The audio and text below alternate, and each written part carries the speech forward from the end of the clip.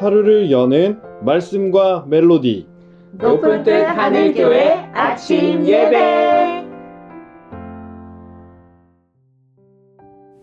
7월 12일 금요일에 인사드립니다. 벌써 한 주가 빠르게 지나갑니다. 덥고 습한 날씨에 건강 조심하시고 또 비가 자주 오고 있는데 운전이나 또 외출하실 때 안전에도 주의하시기 바랍니다. 이제 말씀을 나눕니다. 오늘의 본문은 히브리서 9장 23절부터 28절입니다. 그러므로 하늘에 있는 것들의 모형은 이런 것들로서 정결하게 할 필요가 있었으나 하늘에 있는 그것들은 이런 것들보다 더 좋은 제물로 할지니라.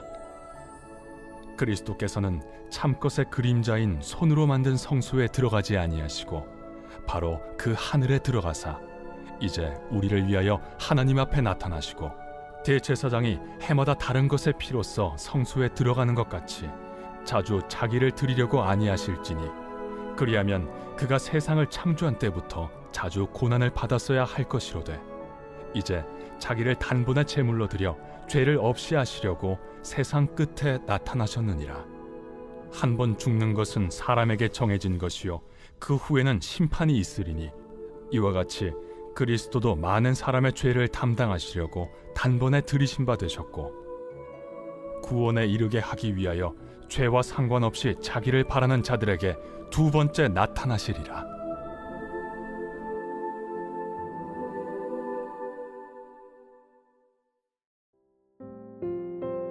지금까지 우리는 유대인들에게 너무나 중요했던 대제사장을 통한 지성소에서의 속죄와 예수님의 속죄에 대한 비교의 내용을 보았습니다.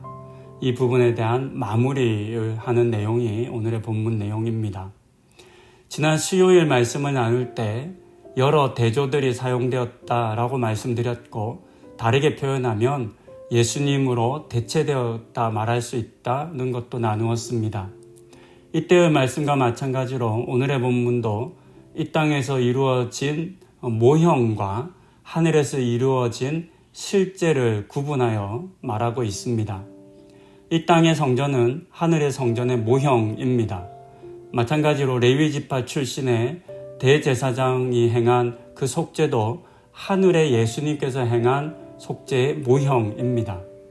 땅에 속한 대제사장은 사람의 손으로 만들어진 지성소에 들어갔고 그때 25절에 기록된 것처럼 다른 것의 피를 들고 들어갔습니다. 그렇기 때문에 이 제사는 영원히 반복되어야만 했습니다. 그래서 대제사장은 매년 대속죄일에 이 행위를 반복했던 것입니다. 하지만 하늘에 속하신 예수님께서는 사람의 손으로 지어지지 않은 태초부터 이미 있었던 하늘의 성전에서 다른 것의 피가 아닌 자신의 피를 드림으로 제사를 드리셨습니다. 그렇기에 이 제사는 다시 반복될 이유가 없었습니다. 단 한 번의 제사로 모든 사람들의 죄를 용서해 주셨습니다. 한편 대속죄일이 되면 대제사장은 앞서 말씀드린 것처럼 모든 백성들의 죄를 대신 짊어지고 제물로 바쳐졌던 동물의 피를 들고 지성소 안으로 들어갔습니다. 그때 백성들은 모두 밖에서 대제사장이 다시 나와서 자신들에게 죄가 용서되었음을 선포해 주기를 기다렸습니다. 왜냐하면 이 선포가 이루어진 다음에야 그 다음 대속죄일까지 용서받고 생명을 얻고 살아갈 수 있었기 때문입니다. 그렇게 그들은 간절히 대제사장이 지성소 밖으로 나와 자신들 앞에 서서 용서를 선포해 주기를 기다리고 바랬습니다. 이 이미지가 마지막 28절의 배경입니다. 우리에게 사람이 되어 나타나셨던 예수님께서 스스로의 피로 하나님 앞에 나아가셨습니다. 이것이 첫 번째로 우리에게 나타나신 예수님의 모습입니다.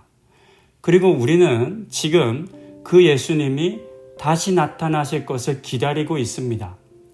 예수님께서 다시 나타나실 때에는 사람들의 죄와 상관없이 예수님을 믿고 다시 오시기를 간절히 기다리는 사람들을 향해서 용서의 메시지를 선포하실 것입니다.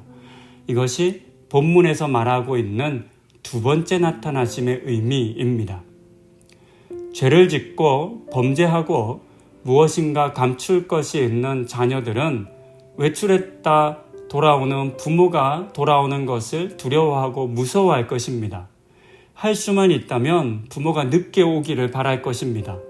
그러면서 그동안 자신의 죄와 악을 숨기고 감추려 할 것입니다.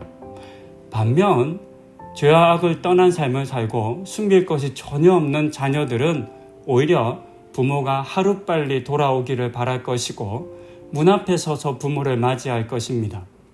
이처럼 예수님의 다시 오실 것을 기대하고 기다려야 한다라고 하는 의미를 오늘의 본문을 쓴 저자가 가지고 있었습니다.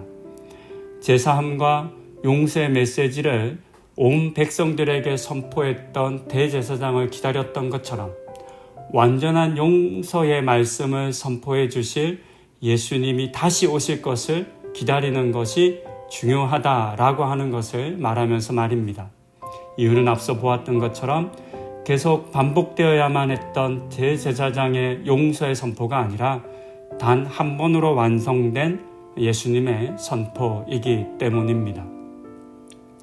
오늘의 본문이 우리에게 들려주는 것처럼 예수님은 다시 오실 것입니다. 그리고 이 다시 오실 주님을 기다리는 사람들, 그 기다리는 사람들을 향해 우리 주님께서는 완전한 용서를 선포해 주실 것입니다.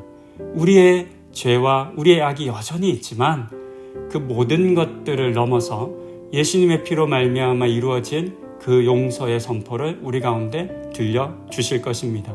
이 사실을 기억하고 다시 오실 주님을 기쁨과 기대로 기다리는 우리가 되어야 하겠습니다. 그와 같은 삶을 살아가시는 우리 성도님들 되시기를 또한 권면드립니다. 기도하시겠습니다. 주님 다시 오시기를 기대하고 기다리는 우리들이 여기 있습니다. 주님, 우리들이 주님 다시 오실 것을 믿고 그 다시 오실 주님을 기쁘게 맞이할 수 있으면 좋겠습니다. 우리 가운데 있는 죄와 악을 멈추게 하여 주시고 우리의 손으로 우리의 힘으로 죄와 악을 벗어날 수는 없겠지만 오셔서 완전한 용서를 선포하실 그 주님을 기다리며 우리의 삶을 절제하고 또 거룩함으로 채워가는 우리 모든 성도님들 다 되게 하여 주시옵소서. 그와 같은 은혜 우리 가운데 부어주시기를 간구드리며 이 모든 말씀 우리 주 예수 그리스도의 이름으로 기도드립니다. 아멘.